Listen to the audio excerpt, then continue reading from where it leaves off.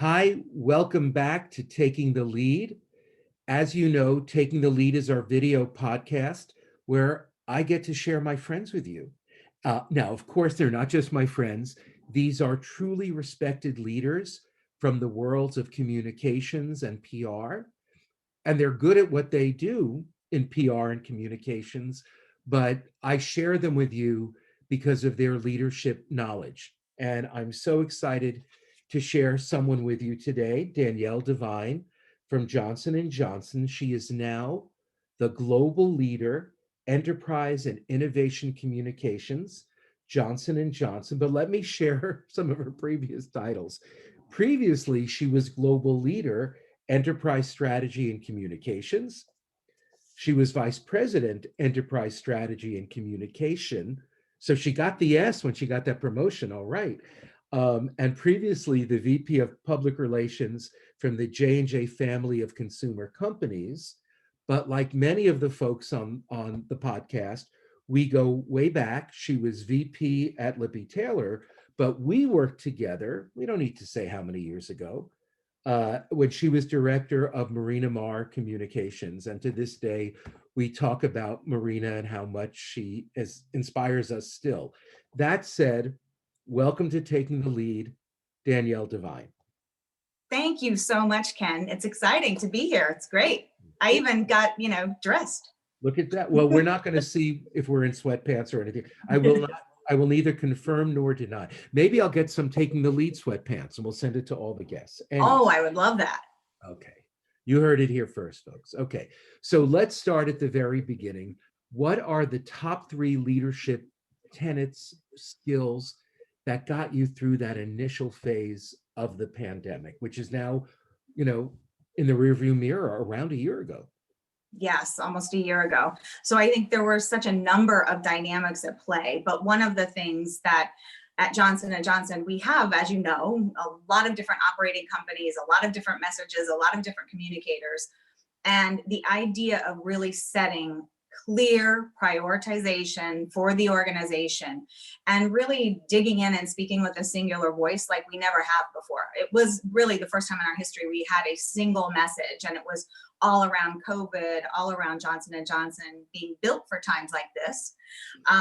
And it was critical because everything else just had to fall by the wayside. And I think importantly, I empowered my leadership team and the people on my team more than I, probably ever have. And I'm not a micromanager, but the volume was so staggering, and there was so much work to get done.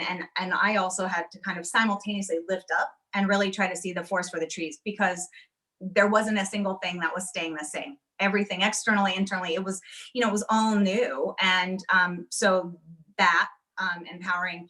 And then I would say probably the last thing, Ken, which was not easy, being vulnerable. I think it was such a personally difficult time for every single one of us.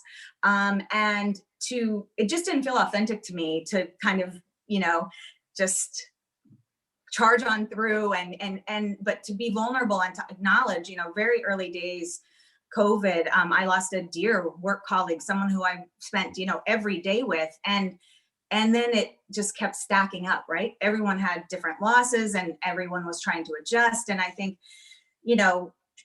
not being afraid to show people that I'm having a rough day and I'm having, that's kind of been a consistent theme. I think because yes, we're work, but we're also, friends and a family. And it's been really important, I think, for me to be honest about my journey and challenges, and for them as well. Yeah, that's so true for leaders, that not just empathy, but that willingness to share, to say it's okay, is a very powerful tool. So thank you for sharing that. Yes. For your loss. Thank you. And I do think, Ken, too, don't forget the, murder of George Floyd also. You can't be at a work environment and not, really engage and support and talk. And, so that's been really, really essential, I think, for all of us to show up as humans. We have to be humans. Absolutely. And people will want to follow us more. Some Yeah, leaders believe if they show vulnerability, their people won't want to follow them. And I've observed over the years the opposite is true. So I'm not surprised. absolutely. So you mentioned volume, right? And your remit is huge. How do you possibly lead 150 plus, executives worldwide virtually? Where do you start? Yeah, oh, Zoom, Zoom, Zoom, Zoom. So one, I have a really talented leadership team, and you have to rely on other leaders in the organization to, provide a high touch as well. So that said, I think Zoom really was something we tried to wrestle to the ground very early. And so I had a full team meeting where we did some things that experientially did the upside of the technology, doing Trivial Pursuit, trying to do some team building. We did digital yearbooks, all of those things. But I think importantly, we set guidelines. And for me, I find Zoom really, really exhausting. I get it. I love it. I get it, but it's very hard. And it's, in the world we live in, we multitask, and you can't multitask because you're. And so I think setting rules so people know that they can shut their cameras off if they can take a camera free day if they want. I'm very open about that. And I'm also open around like the no judgment thing. I have become addicted to walking. I have to walk every day. And sometimes that means I look not so great on Zoom. And so I'm trying to set that example that's okay. That's the world we live in. I think also really encouraging people to, because the pace is so relentless, to take the time that they need. People didn't want to take vacations because vacations weren't the same, and they didn't want to take time off because why? You have to. You have to. And so being very focused on that, and trying to get the organization to understand it's really hard to drive culture, in a Zoom world, really hard. And then I think the other thing is really communicating, because, as much as I think all of us are kind of struggling with what return to work will look like, there's a lot of magic that happens in the hallways, and, and a lot of info transfer, right? So we have to work really hard that we are over communicating to bridge those gaps, so we're figuring that out. Great stuff. So, J&J has certainly played a leadership role in vaccine development during these months, and you had a big announcement last month. What's it like leading in an organization that's, really on the front lines? It's a tremendous responsibility. I've always taken my job seriously, and I love my company. But to be able to be the storytellers for these genius scientists and this, thing that really is going to help in this pandemic, is a big responsibility. I think an additional burden, certainly in 2020, the political dynamic, we were relentless that we were going to focus on clear, transparent communication, and our only enemy was COVID-19. And I think there were lots of things happening extraneously that tried to kind of make everything about politics. And so staying above the fray, being consistent, and then we also felt a lot of responsibility because people were turning to us for comfort that this thing was going to be solved, that their lives were going to get back to normal. And so I think we launched this series called A Road to a Vaccine that's been incredibly successful, hosted by Lisa Ling. And really, it just breaks down all these subjects that people want to know about. And we felt that we had to become a news source, if you will, to ensure that science was getting out there, people could ask questions. And the global response has been incredible. And I think we're really now just focused on being as transparent as possible, which is a whole new level of transparency. People want to know every single thing. And then I think the part that we're all celebrating is that people are really excited by health. They want to be healthy. They want to stay healthy. They're understanding that your health is, your right and your responsibility. And we don't want them to ever stop.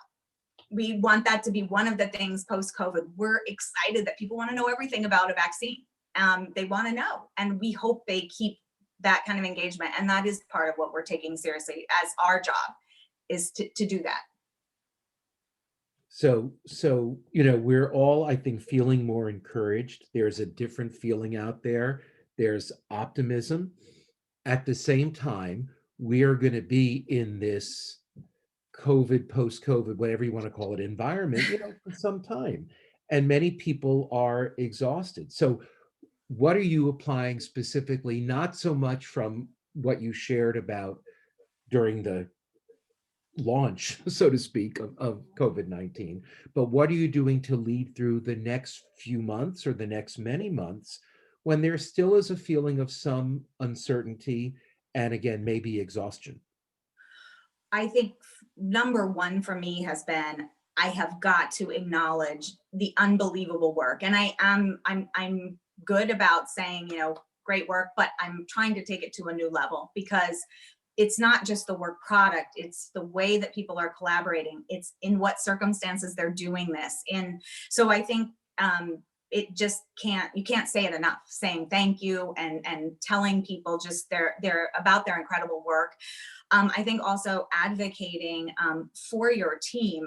I've been trying to stay incredibly attuned to, wow, they've just worked essentially 48 hours straight through. Like, I have to bring in reinforcements. I have to, I'm trying to think of ways that I can protect and really fuel them so that they can keep going. And in a way that I've never had to do before. People are busy, but this is next level busy. So staying connected, keeping them inspired. I mean, I really think that that's the fundamental thing I'm trying to do right now. And then importantly, again, I'm trying to look ahead. I'm trying to put pieces together so that when some of this stuff does take place, when we start to, we're never going back to normal, but when we start to get into this new world, that I'm trying to set the organization up for success from a skill perspective, talent perspective. That's kind of where I'm also focused. That's great. It's so funny. So many of the things you've mentioned today have always been part of the leadership playbook, but because we're in an era for which there is no playbook, the intense need to do some of them more and more frequently and just bump it up all those levels. Yeah, and Ken, I think to that point, like you haven't heard me say strategy one time. I think what have typically been kind of softer side leadership skills, they've never been more important. Never been more important. So what you and I have to come up with is another vocabulary, another word for soft skills, because Yes. I've always felt passionately about this as a leadership coach, but these are vital skills. These are critical skills. These are skills that will make or break you as a leader. So we've got to find out, because I think to some degree, it seems a little demeaning when we call them soft skills, though, I agree. Till we And come, they're very challenging. They're very challenging for a lot of people. And I will tell you, they take more energy.